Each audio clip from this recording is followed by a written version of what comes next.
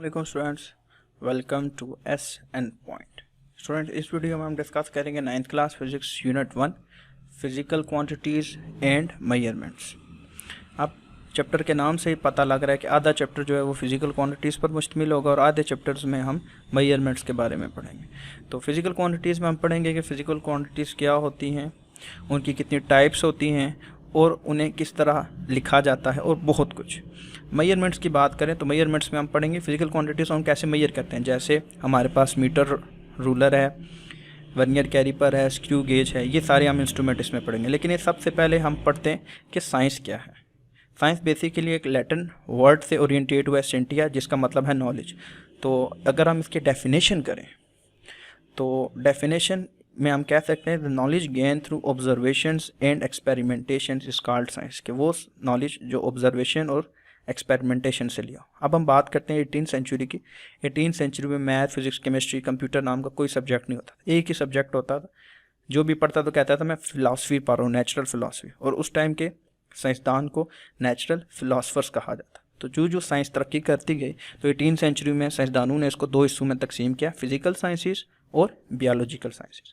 अब physical sciences basically होती थी study of non living things और बियोलॉजिकल साइंसेस होता था स्टडी ऑफ लिविंग थिंग या लिविंग ऑर्गेनिजम्स।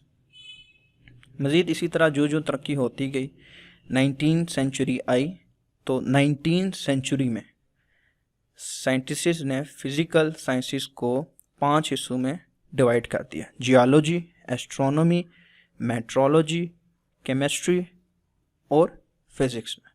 जियोलॉजी की बात करें तो ये साइंस ऑफ अर्थ है, इसमें हम अर्थ का इंटरनल स्ट्रक्चर और ये सब कुछ पढ़ते हैं।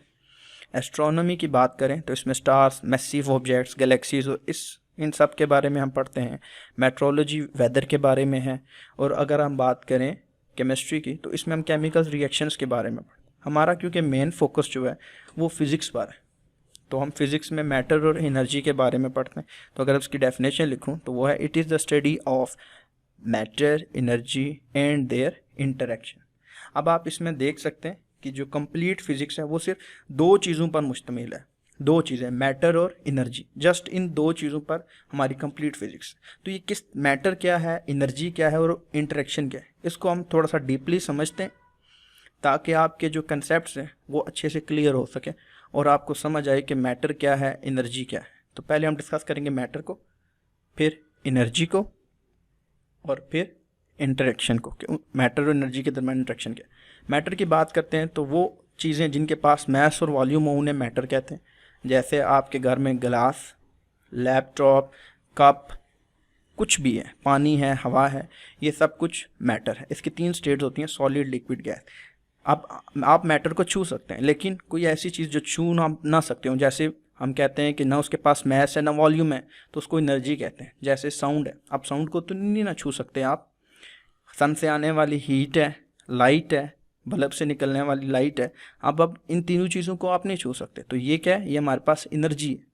अब हम बात करते हैं इंटरेक्शन की, तो ये होती है basically relationship between mass and energy. जैसे यूरेनियम पंप है तो मैटर में है, जो ही फटेगा तो एनर्जी में कन्वर्ट हो जाएगा। ये आपके सामने बाइक है, ये मैटर में, अब ये मूव कर रहा है ड्यू टू एनर्जी मूव कर रहा है।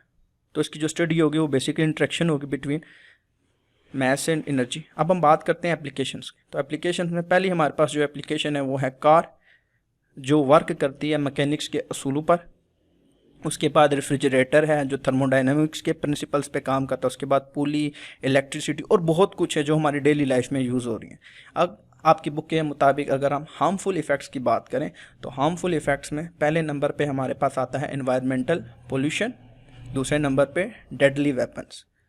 एनवायरमेंटल पोल्यूशन इस वजह से जहाँ पर भी कार्स और ये सारी चीज़ें बनती हैं, फिज़िक्स की लैब हो गई, सब कुछ, जहाँ पर भी कार्स, मोटर कार्स बन रही हैं तो वहाँ पर बहुत ज़्यादा पोल्यूशंस वगैरह। और डेडली वेपन्स के अभी इस दौर जदीद में जो साइंस तरक्की कर रही है तो किसी बंदे का किसी को मारना या किसी को कुछ भी करना ही बहुत आसान सा काम हो गया है इन डेडली वेपन्स की वजह से। तो अगर आपको वीडियो अच्छी लगी हो तो चैनल को लाइक, सब्सक्राइब और शेयर करें। बहुत बहुत शुक्रिया।